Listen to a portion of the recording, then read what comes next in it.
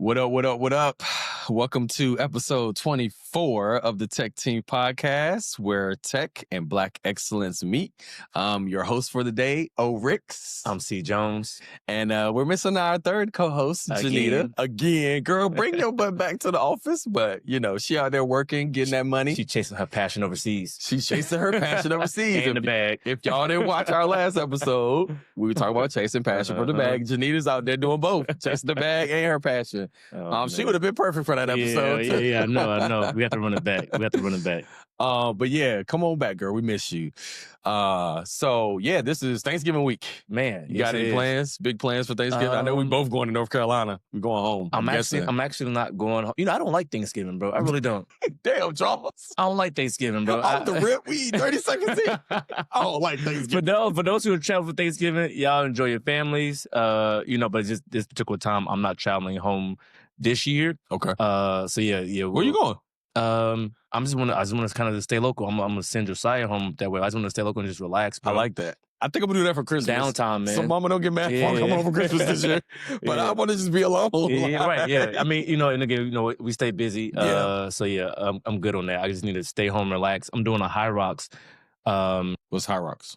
So there's a High Rocks. It's a fitness competition that's out there. So I'm just coming off of that training. So yeah, I just want to relax and just chill. I understand that. I mean, take time for yourself. Be selfish, man. Exactly. More people need to be selfish nowadays. Yeah. I agree with that. You have to be selfish on that plate too. Exactly. Oh yeah. Don't eat so much. It's really that's what it's no need for. It's no purpose for it, in my opinion. So yeah, but yeah, I'll be home.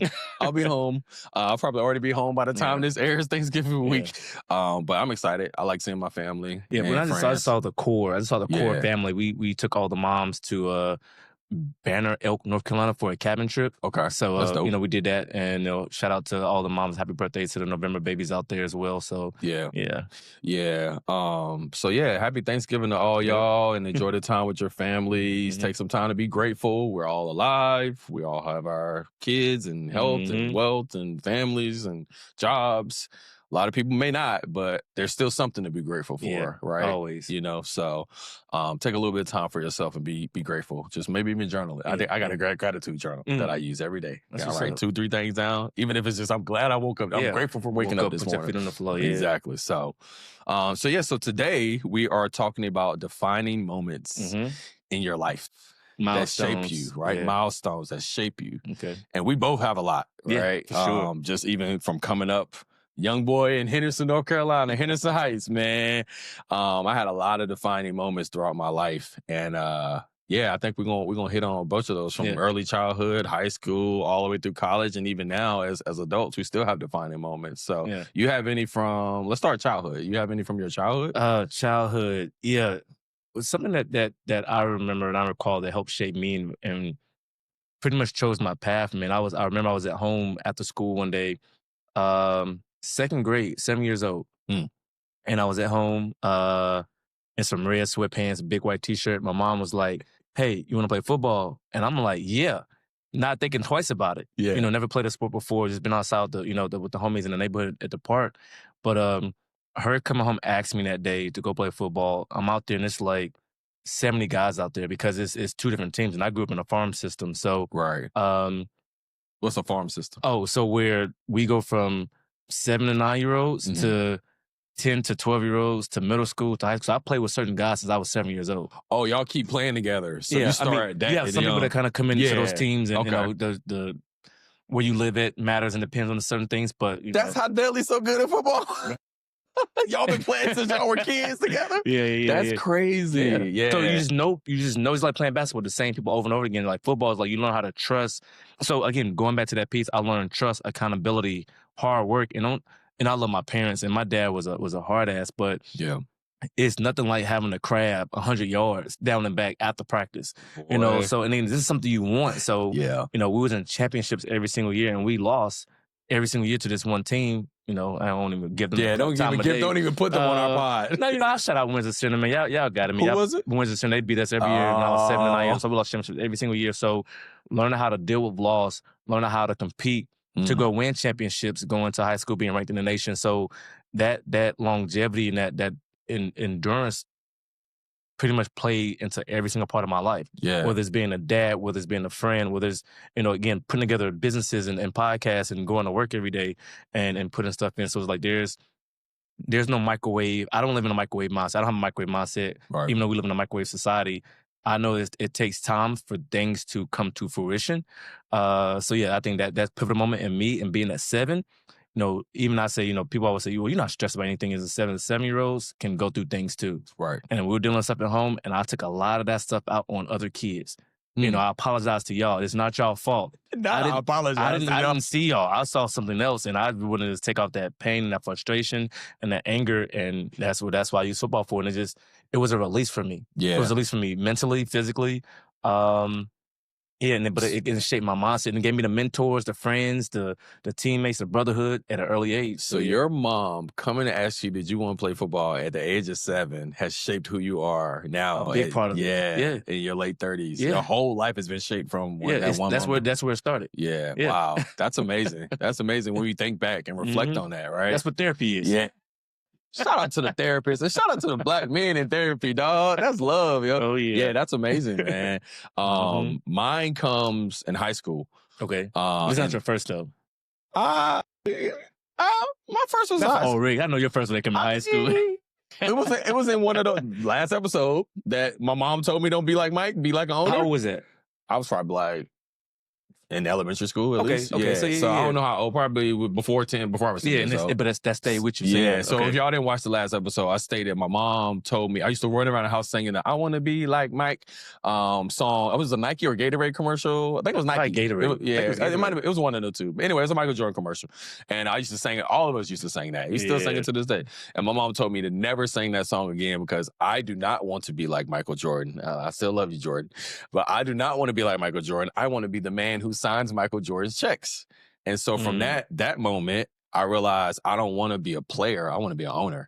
Right. And I wasn't thinking that, at 10 years old or whatever. But in my mind, I was like, oh, you're right, Mom. Like there is someone above Jordan. There's someone who pays him. Yep. There's someone who signs his checks. Yep. Right. There's someone he has to report to.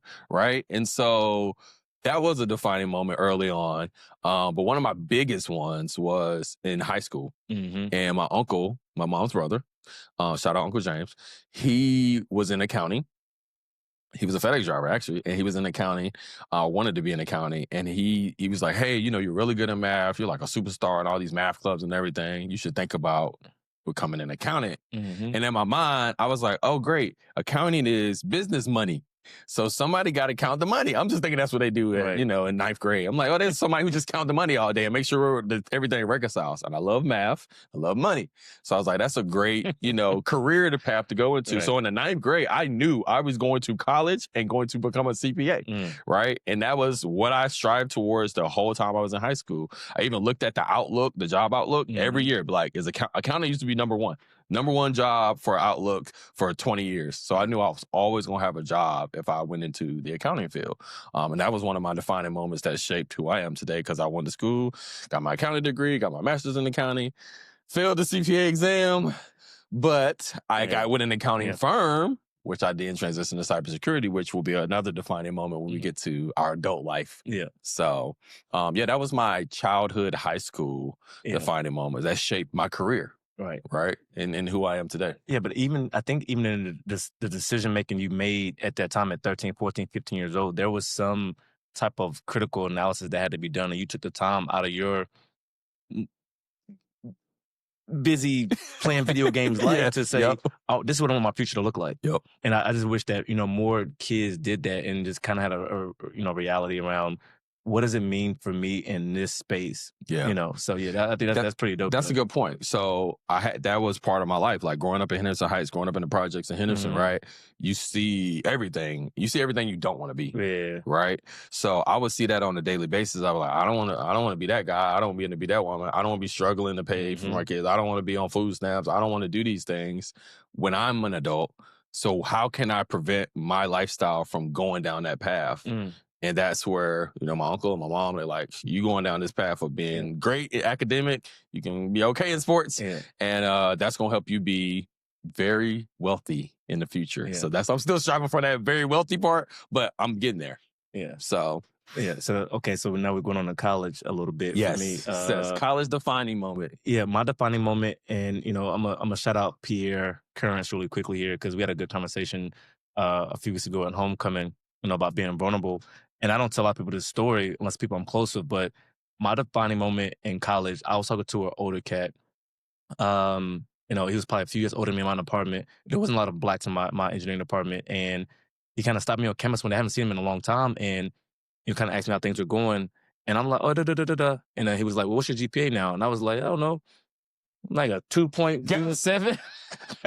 He said, what? 2 point. He said, bro, you can't graduate with less than a 2.0. I said, no, I didn't know that. Oh, wow. Bro, I'm a senior at this time. Oh, God, Charles. I'm in my fourth year. I'm in my fourth year. Yeah, because I'm in my fourth year. So I did five years yeah. in engineering at Okay. NC State. So I'm like, but you got to understand, like, I was a top student in middle school. I was a top student in high school. So all I had was A's. I never had to think about getting to a point to where my GPA is so low I can't graduate. I just thought they'd let everybody graduate. Right. I saw some people in high school graduate. I'm like, they shouldn't have graduated. Right. You just got to finish. As long as you finish, like, you can get out. Get your grad, get your grade. You got to do this class, whatever. Right. But no, my GPA was so low, I was at risk of not being able to graduate. Wow. My senior year. Yeah. So I didn't find this out until my fourth year. Wow. So now it's like, okay, well, I have to now buckle down and really get serious. And I hate to say that I got serious in my fourth and the fifth year of school. You're still a young adult. Yeah, right. So that's what I say, a lot of growing up to do. But, again, appreciate having friends like you, RJ, AG, who had these straight A's. And they were, AG, my roommate was in law school. Shout out to North Carolina Central. He's up there now, second in command of the university. Yep. But he was in the library every day. So even as my roommate, I would go to the libraries with him and just study and lock in all day. Yeah. So again, I wasn't far from it, but it's like, well, let me just make sure I finished off strong here. But that was a defining moment for me. The thing about it, I still had internships though, because I was good at what I did. I just didn't take tests well. Right. Okay. So I would be in class killing these kids as far as discussions, as far as the topics. I get to the test and I'm like, bro, we did not talk about this in the last 6 weeks. I was in here, so that was a defining moment for me, but it led me to go to grad school. Okay. So wait, you had a 2 point something before you were going to graduate, and you able to turn that around and then go to grad school. I graduated with just above a 2.0. Yeah. 2.07. But it was enough for you to get into grad school. I went on probation. Oh, okay. I went on probation. Okay. I went on probation my first semester. So I went in and I met the professors. I went in and did like a job interview. Like, hey, here's my story. Give me a shot. Give me a chance. I'm paying for it. Right. So it only hurts the department if you don't graduate. But it's like I came in and I finished. I got 1B out of grad school. Oh, wow. I only had 1B in that entire time. So it was all late. I finished in 3 semesters versus 4. Like my mindset shifted to where I went from there. I took that momentum to locking in and just locked in across the board. So now I finished with a 3.8. I have multiple offers and I'm off to the races. But I remember that conversation like it was yesterday. Yeah. I'm outside of a sunny day and I'm like, and that world got so dark. But it's like that was a defining moment. It's either I'm going to lock in or I'm going to be a statistic. Yeah. I'm going to be that one of those people that say, look left, look right. One of y'all not going to be here, when you graduate. I didn't want to be that person. I was focused on that moment. That's a very good point that you said, because that was what my mom, shout out to Mama Rick, Mama Janice. Don't call her Mama Rick. Mama Janice told me my whole life, don't be a statistic. And that's still with me through everything I do. See, everything I do. Mama giving out gems the whole time. Mom made you. Mom made me. She told me never to be a statistic. I mean, granted, we're always some type of statistic, but the bad statistics, right? You're going to go to jail. You're going to sell drugs. Yep. You're not going to graduate from school. You're going to get a girl pregnant early in your life. Jesus. All those things. I mean, Vance County was highest in teen pregnancy when I was growing up. Yeah, I knew in freshman year people were pregnant in high school. But yeah, I didn't even think about that until you said it, that my mom told me that, and that stuck with me my whole life of trying my best not to be a statistic, a bad statistic. Be a good statistic, right? But for me in college, it was college then into grad school, similarly. So college, I was in National Association of Black Accountants, and I've told this story one time before, NABA. And so in NABA, it helped me meet older accounting graduates or accounting professionals. And I met this one guy, Jerry Haynes. Shout out to Jerry. We need to link up, bro. Shout out Jerry Haynes. He took me under his wing as a mentee my first few years in undergrad. And we stayed connected. I graduated and worked in the field for a few years before I went to grad school. Came back to grad school and was interviewing at EY where we worked together. And it was one position for the whole graduate program. They were going to hire one person. And everybody was like, who they going to hire? And it's a consultant. And the consultant was like, who they going to hire? Who they going to hire? Went through all the interviews, killed all the interviews. I get to the office visit, which, you know, is the last interviews that you got to do before they give an offer. I go through the 3 interviews in the office, and on my schedule, it said I was going to interview with somebody, a senior manager. But they said, no, you're going to a partner interview. I was like, why am I going to a partner interview? And I go in there, he does the interview, like, who, you know, tell me about yourself, all that stuff. And he was like, you know what we're going to do? We're going to offer you the job on the spot. It was in my office visit. He's like, we're going to offer you the job. And I was like, what happened? Why? He was like, some people, you know, he didn't tell me who at that point, said, we have to hire you. Right? And I'm like, who said that? Right? He didn't tell me. I knew it was Jerry, though, because Jerry was at EY. He was well known in the firm. Jerry made some calls before my office visit and said, if Otis does well in these interviews, we have to hire him. There's no way we can let him go to another firm. Sure enough, they gave me the offer. I accepted. I wanted to be at EY. I accepted the offer, and that propelled me into my career, like where I'm at today. So having that mentorship, having a mentor early in college who showed me the path, and then on the back end of college and grad school, giving me referrals, helped propel me into things that I never thought I would be doing, right? Got to travel all over the world, got to consult for some of the biggest Fortune 100 companies in the world. I had a great experience at EY in my 11 years. So I wouldn't have ever had to have that. I wouldn't have ever gotten that experience without Jerry. Yeah.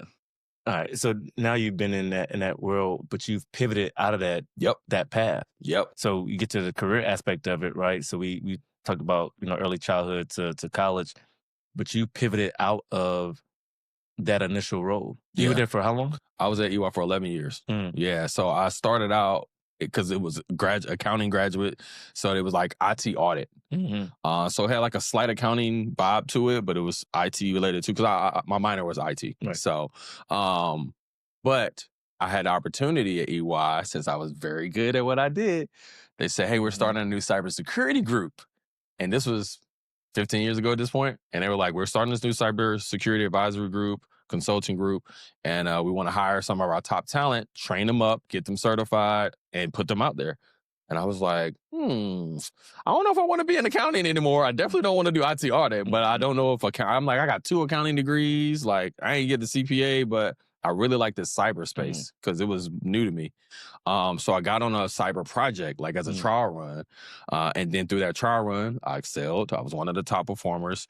And at the end of that project, they said, hey, we're going to bring you over. Like, they never had did that before either. So again, another thing EY that they had never done before, they brought me over like directly. I didn't have to go through any of the hoops that normally people got to go through. I had a partner sign off day one.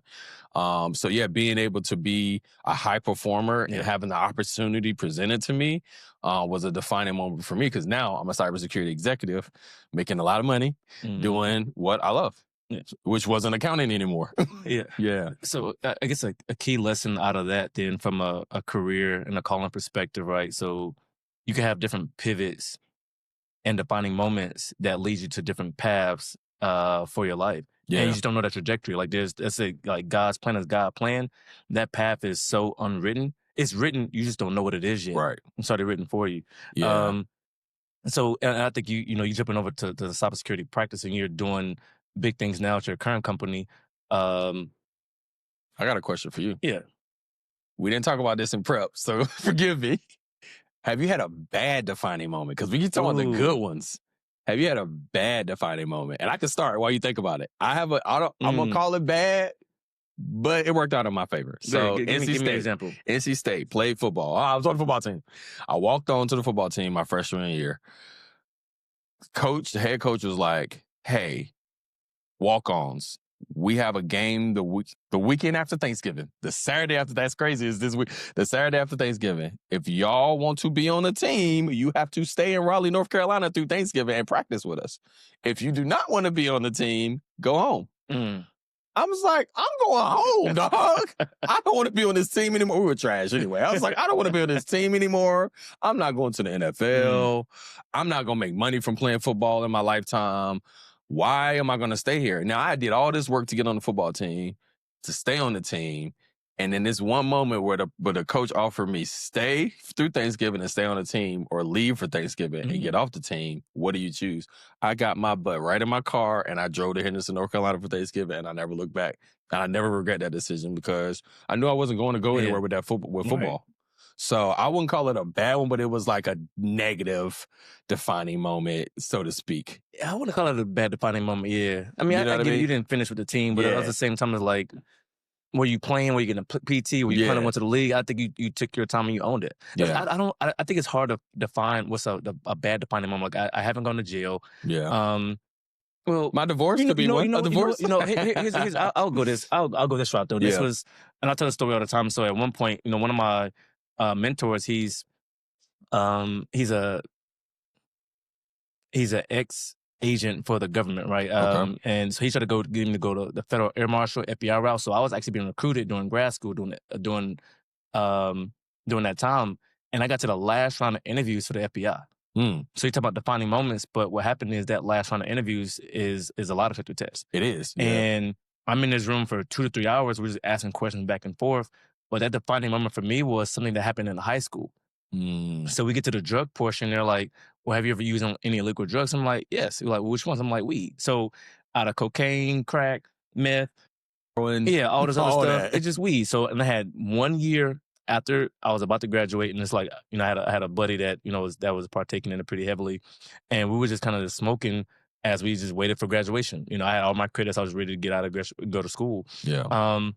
But that was a defining moment for me. That became negative because me smoking so much, and the number of times they didn't want to know how many times I smoked in my life. Wow. When was the last date? And then how many times before then? So I'm like, I don't know, 100. I don't know. I still had a number. These FBI interviews are wild. Yeah, so I'm like, they fought for me even in that moment. It's like, well, you're an athlete, you're a leader, you're an engineer, you're smart, they had everything else, but it's like that the amount of times I smoked, this any substance over 30 times, you're considered a user. Okay. And not an experimenter. So you're now a liability in the field. Yeah. So mind you, it was like that's something that always stuck with me. So it was like your decisions that you make at an early age can come back and impact you later on in life. Boom. That's a bar. Yeah. So that was so for me. You smoking weed wasn't a defining moment when you were in the smoking weed phase of your life, but it would help. It impacted a defining moment in the future. 7 years later. Yeah. Wow. Yeah. And again, Otis, I wasn't a smoker in college at all. Because again, engineer, I couldn't remember anything. So I cut it out early. But yeah, I never thought it would come back and just, and affect my opportunities that way. So that's a great segue into our next topic of like, what do we learn from our defining moments? And I know for you said with football, like you learn teamwork, you learn how to be an athlete, you learn how to work well with others, social skills, all those things. What are some of the other things you've learned from your defining moments that can help our audience, either hone in on their defining moments or like try to identify what they can learn from them? I would say there's what is it? I forget the saying this. It's like, there's a lesson in every loss, or and everything that you do, there's something you can gain from it, right? Again, whether positive or negative. So I just try to see or define what is that message in that situation, that scenario, and nothing lasts forever. Yeah. Right. And I think that's the biggest thing that take away from me is like you can have as many defining moments as you want to. You sitting at home every day, those are defining moments because you're making a decision to sit at home every day, or you get outside every day, network, start something, your passion, your purpose. Just go define what that is, right? Yeah. And I think it's really trying to dig into like who you are as a person and what you want out of life. And those defining moments will help guide your life because again, it's already set in stone. You just have to go out there and put your foot in front of the other. Yeah, to that point, right? I had to reshape my mind on how I looked at failures, right? I now look at failures as lessons, right? And I've heard this quote too, like your failures aren't dead ends. They're detours to clarity, right? And so it's like, you look at this failure, in the moment, you're like, dang, bro, like, I failed, right? Like, I was just in my divorce. In that moment, I was like, I failed at my marriage. But looking back, I learned so many lessons, right? So my next marriage, if I get married again. You're going to get married. I do. Where my wife? If you out there, hit me on DMs. It's written in stone. It is. So my next marriage, all those lessons I learned, I'm definitely going to be able to use those in order to be a better husband. Yeah. Right. For me, in my defining moments, I've had clarity. Right. I've been able to reinvent myself multiple times. I went from an accountant to a cybersecurity exec. I went from a football player to a regular student again. I think my defining moments have helped me to identify my purpose. I think I've also helped me understand that life, there's ebbs and flows, man. You just always gonna have some things are gonna go really, really good, and things sometimes are gonna go really bad, and they're gonna be in the middle sometimes, and you just gotta go with it, right? Things are out of your control. 99% of the stuff you deal with in your life is out of your control. So you might as well just go with it, right? And just take the best of whatever is happening. So just reflect on those defining moments like we have and just try to understand, what did you learn from it? If it was a failure, what did you gain from it? If it was a win or a loss, how can you get better from it? What can you use from that moment to reinvent or help prepare yourself for something in the future? Right. So I think it's that preparation piece for me, right? And just being able to take risk. I think my defining moments have allowed me to take risk, even from maybe say jumping from company to company, or going from these big fours to these startups, that I took that path in. You're absolutely right. I think there's shovels out there. We can dig ourselves in the holes, but you can also climb out that hole too. Yep. And I look at it, you talk about your marriage being vulnerable there.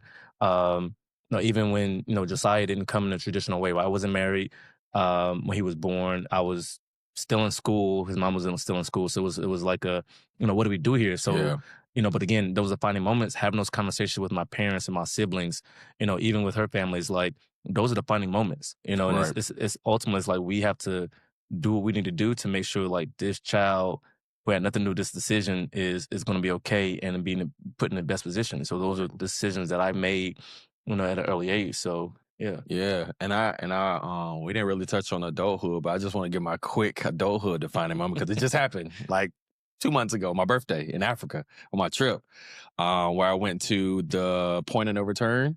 And essentially this is where all the slaves were taken in Nigeria and West Africa. It's a place in the Atlantic Ocean where they were taken and they had to drink from this well right before you get to the ocean. And it's still there to this day. I got to see it. And the water in this well, they called it voodoo water, but it would make them black out. And essentially when they would wake up, they would be on a boat going over the Atlantic Ocean to somewhere they never knew they would never come back, right? And for me, that defining moment, I already had planned on like eliminating alcohol from my lifestyle before that. But once I heard that, I was like, that sounds just like alcohol. If you drink too much, you black out, you wake up, you're like, I don't know what I did. I was like, is this my ancestors telling me like, bro, stop drinking, right? And I wasn't never a drinker like that, you know what I mean? So it wasn't like it was a problem for me. I didn't have an alcoholism issue. It was just like, I just didn't like doing it anymore. And I already got to the point where I wanted to stop. That was a defining moment because it showed me, hey, you're on the right path. You're doing what your mind is telling you what you want to do. Now your ancestors are telling you, do it, bro. So that was huge. And like I said, that just happened a couple months ago. So they're still happening. We're all going to keep having defining moments. I said that to say we're all going to continue having defining moments throughout your life. And that's the power of reflection. Yep. Right. And so you got to reflect. The same thing. You got to reflect. Like, if it's journaling, if it's just talking, I do audio journals now. I just talk into my journal. I don't even type it out. But like just thinking about your life and the pivotal points and defining moments in your life that shaped who you are today, or moments you want in the future. Like we could think about that, like defining moments you want to have in the future. I want Face2Face to have 1 billion users. That's going to be a defining moment for me. I built an app that has 1 billion users. You know what I mean? I want TechTeenth to have 1 billion subscribers. You know what I mean? That's a defining moment for us. We built this from nothing to get it to where we wanted to go. And so that was a defining moment. Yep.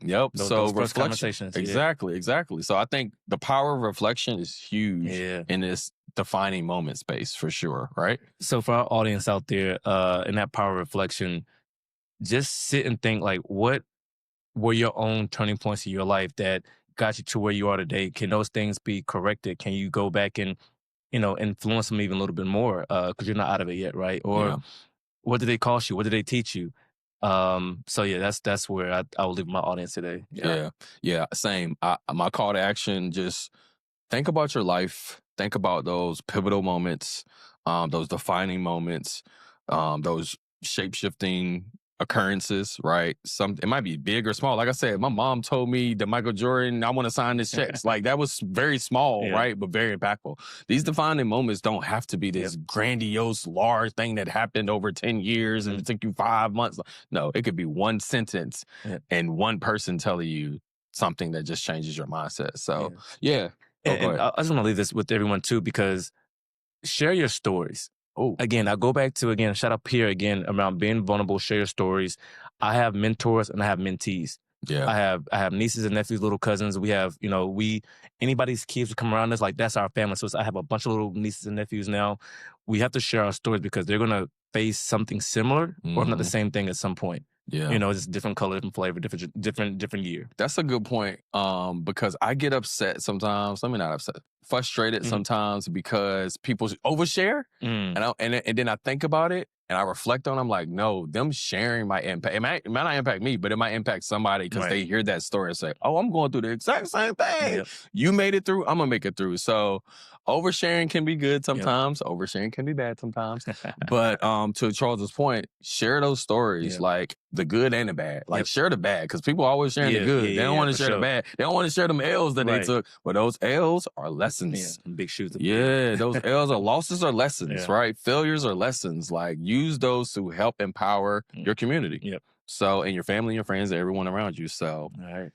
So with that, I think, we're going to talk to y'all again next week and like, share, subscribe, comment. Give us some of your defining moments in the comments. Like what's happened in your life that has shape-shifted who you are or made you who you are today or help you who you want to become.